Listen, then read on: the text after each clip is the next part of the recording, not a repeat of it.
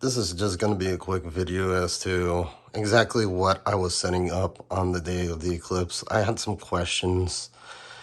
So what I had was two thermal cameras, an image intensifier, which is for night vision, and a rifle scope. Excuse me, I have some allergies, but that's what I was using. So the one in the foreground there, the thermal camera there, it was the best thermal camera. I had some unfortunate things happen in the way that I had to keep it constantly covered. Unfortunately, some things that I needed didn't come in time. Other things that I got weren't necessarily like what I wanted, but it all worked out in the end, per se. There were definitely lessons learned. Unfortunately, the next time I will apply those lessons are probably going to be, 21 years from now in the next eclipse. Again, these are two thermal cameras. They have a specific designation towards them. I'm still trying to see if I can name those designations. Anyone who served probably would know exactly what these are. The one here closest to me is going to be the one that I used constantly beforehand. And it's an older model too. These thermal cams were just essentially projects that were defective to begin with, and I had ended up fixing. All of them are mounted on a sort of, it's a part. Anyone who's handled, firearms before will know exactly what types of parts these are. It's the same here as well. I have that mounted on this sort of mount right here. I don't know if I can get a better picture. Trying to avoid the background as much as possible because I have I have a mess. So I don't want to capture the mess. I just want to capture exactly what the setup that I had. So there you go. Shout out to Electronic Parts Outlet down here in Houston. I actually got the tripod for that down here. The silver one. This black tripod that I had is something that's been in the family for, literally generations. But that was my setup. These cables are probably going to be the most notorious thing to try to get a hold of. And as you can see, they are connected to a video capture card and this specifically is an Elgato. Also a shout out to Micro Center for actually having something like that. Best Buy, you gotta work up. Like, I'm just saying, I should be able to get something like this, especially for people who want to record. I don't know, their VHS tapes and store them on their own computer because that's now a thing nowadays. This cable up here was probably the hardest one. That literally made me stay up the night before. The reason why it is so hard to grab a cable like this is because the connector is ridiculously expensive. I'll probably point out at a later video exactly what that connector is, but one of the companies you can order it from, Mouser, has it listed for, I think, like $276. this cable, actually, what I got it from was for something completely different. And I ended up butchering that to essentially make this cable overnight. So it was for a completely different use. The wiring was already, it was butchered to begin with. Like, I had to work with so much little wiring when I had, like, taken it apart, and then I had to solder it, almost like an emergency soldering, again, the night before.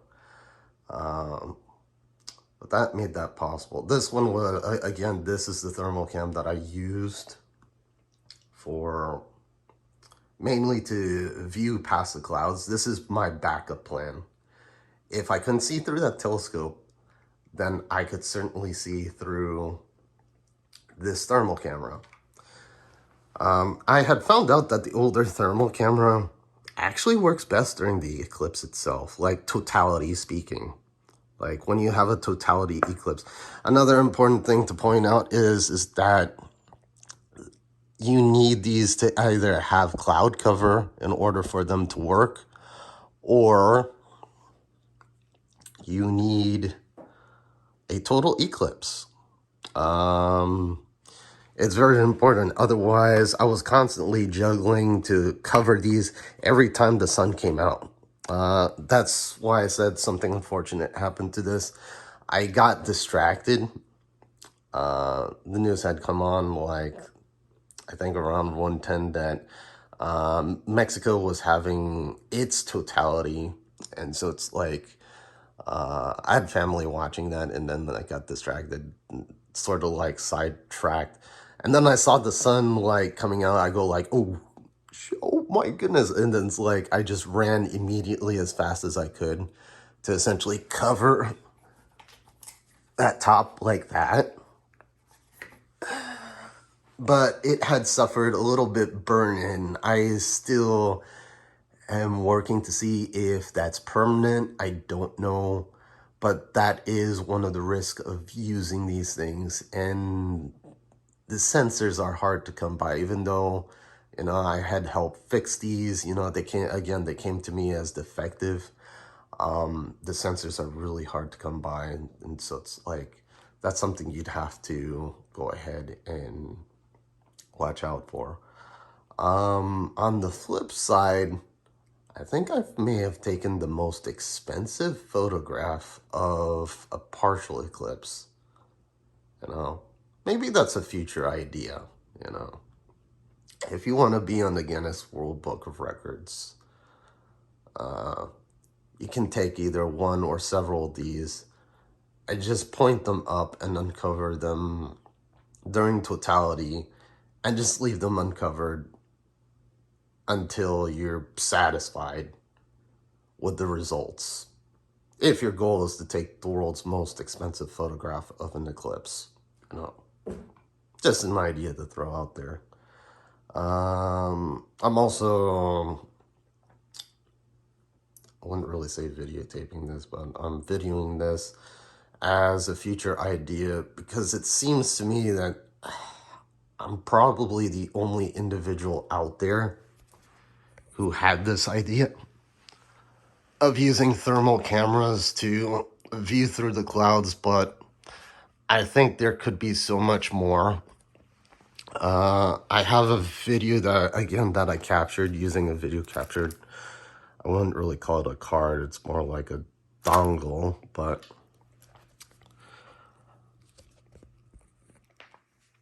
it's just an idea to throw out. I know that this older thermal camera uses a very special sensor.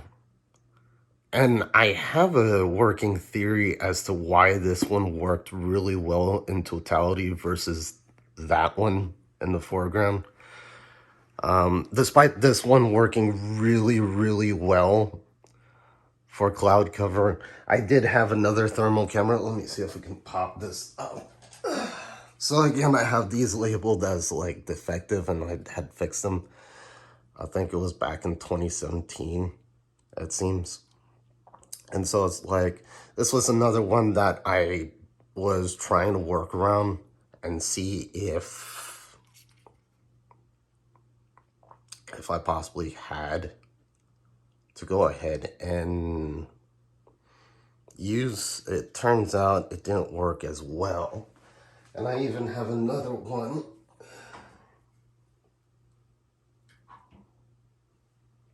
that popped up here. This one I didn't even bother using, and this is a Fusion. So this will be a Fusion camera. Not as well. Yeah. So it kind of works. How would I put it? It kind of works like this setup right here. So this setup right here that I have is going to be, as I mentioned a little earlier in this video, that this is an image intensifier. I wouldn't really call it a camera. It's more like a monocular. You're supposed to mount it, you know, as a head mount to even, again, you're supposed to mount it on, you know, a bunch of these you're supposed to be mounting on a firearm. That was their intended purpose when they were built. But I repurposed them specifically for the Eclipse. I also repurposed them to use, believe it or not, for like home insulation. These actually work really well to determine whether or not you have energy leaks throughout a house, you know. You could just do that with a fluoroscope as well. Speaking of which, that's another idea that I could probably pitch for our younger viewers that are able to view the 2045 eclipse, which I alluded to when I said 21 years later. You know, it's like August of 2045. I think there's another one in 2044, so exactly like almost 20 years. But I believe that will be like in Canada and Greenland. I gotta see the exact track going back, but that would be an idea to pitch. You know, one of the things kind of like a little disappointing is that I think I am the only one that had this idea. You know, as an individual, you know. Now, in terms of organizations like, you know, say NASA, they probably already did this during 2017. But you shouldn't shoot the idea down, you know, that an individual can do this, because you'd be surprised. Some discoveries have happened before. Again, this is just idea thought. If you have additional questions, I'll probably answer them in like comments or make a follow-up video.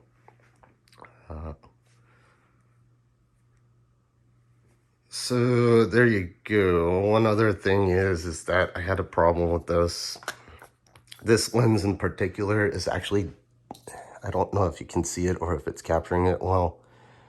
It's kind of damaged. I don't know what the consequences of that is, but I couldn't focus. That was one of the unfortunate parts. It's supposed to be the focus ring, but I couldn't focus properly. So I ended up with an out of focus shot of the eclipse. This, you know, even though this had really a good picture, per se, it had the potential of a good picture. But unfortunately, I did not have it on focus. Again, I had been distracted. I think I'll do a follow-up video on lessons learned. There were many lessons learned. One of the things I will say is that for one person, 4 minutes is not enough. Like, I found myself to be juggling a tad too much. I think there's a saying, I heard the saying in the aviation community is that, like, in regards to an unfortunate accident, was that, a pilot had too much plane to handle. I had too much cam to handle, except the consequences are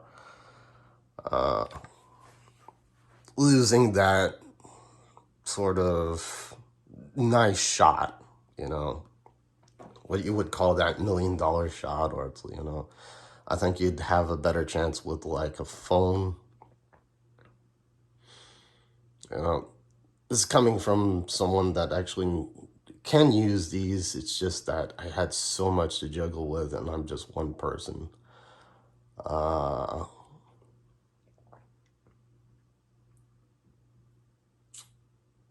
Again, that'll be in a follow-up video. But there you go. Again, any questions, I'll probably comment, or I'll do another follow-up video.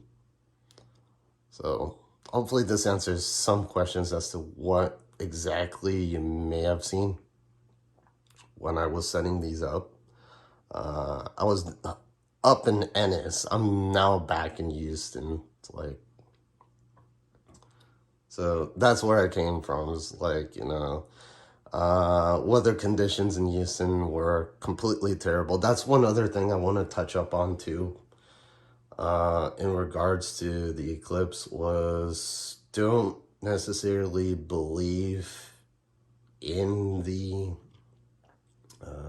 forecast. Just like me, in a way, I feel like people forecasting the weather were new, in the sense of, like, they're experts, and on a very regular day, they would get the forecast, almost 100% right.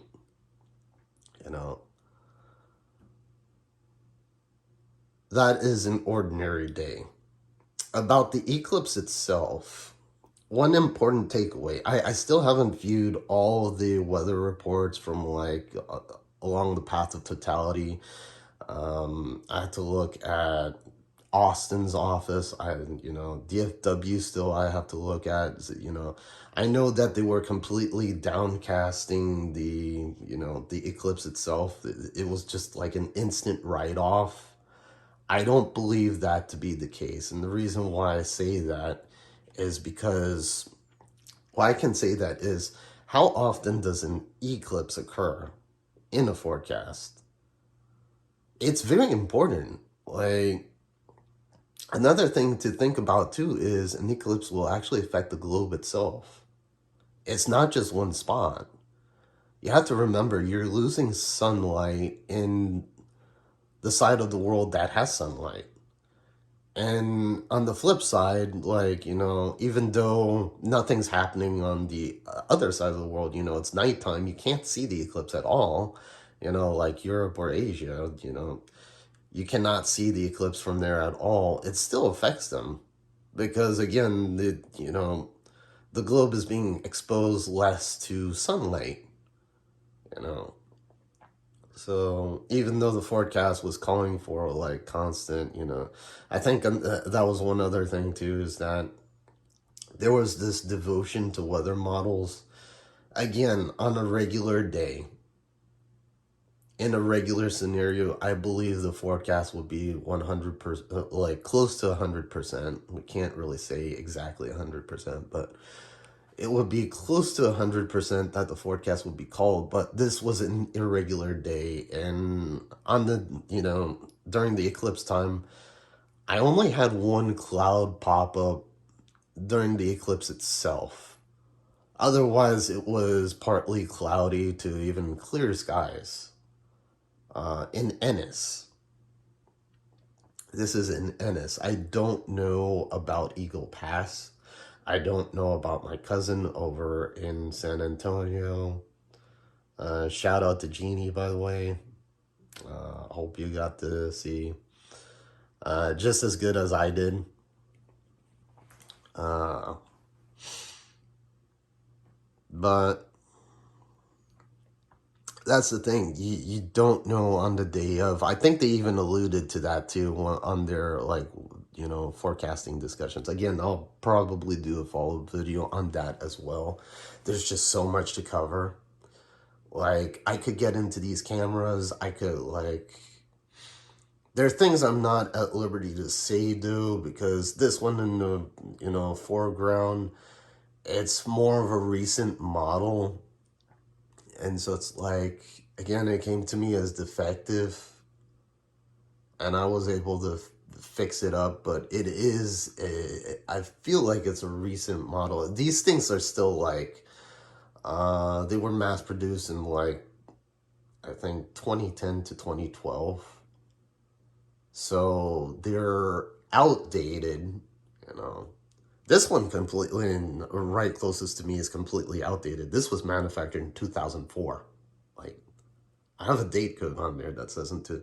I think I might freely be able to talk about this. I'm still looking at whether or not that's possible.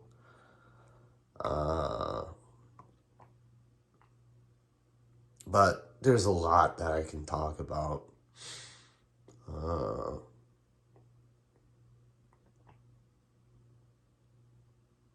I mean, scopes and farms parts. It's Texas, you know. What can I say? Like for people who are viewing outside of Texas, or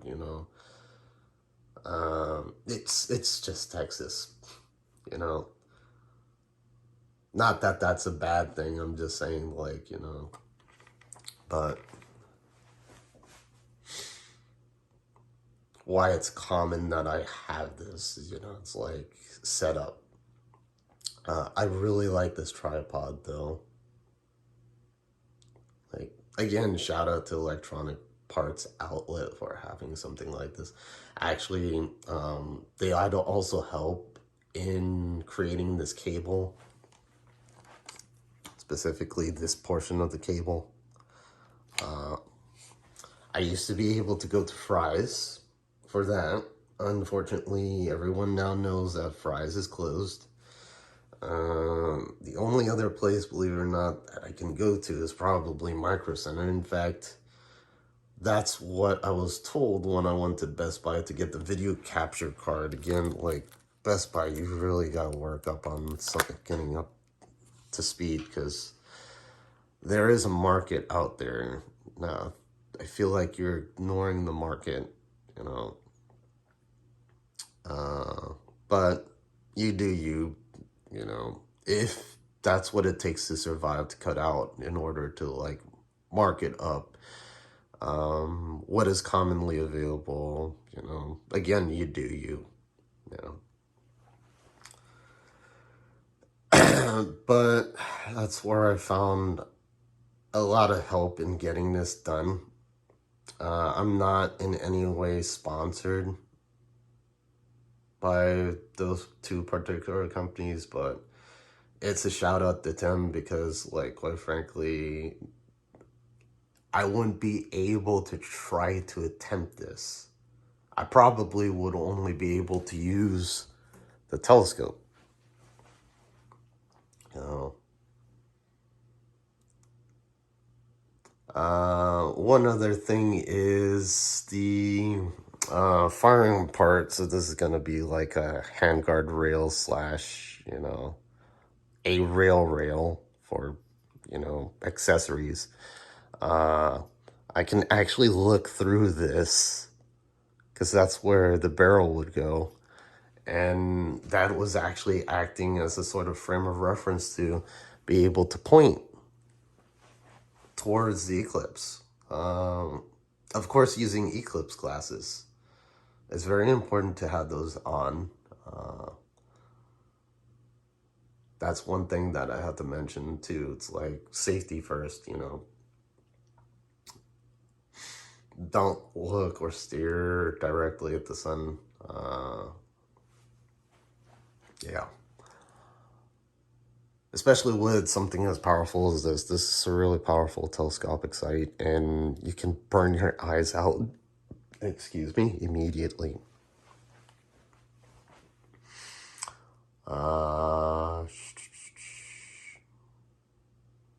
And there we go. Again, any questions? I'll probably follow up with a comment. It's very late at night. It's actually, holy cow.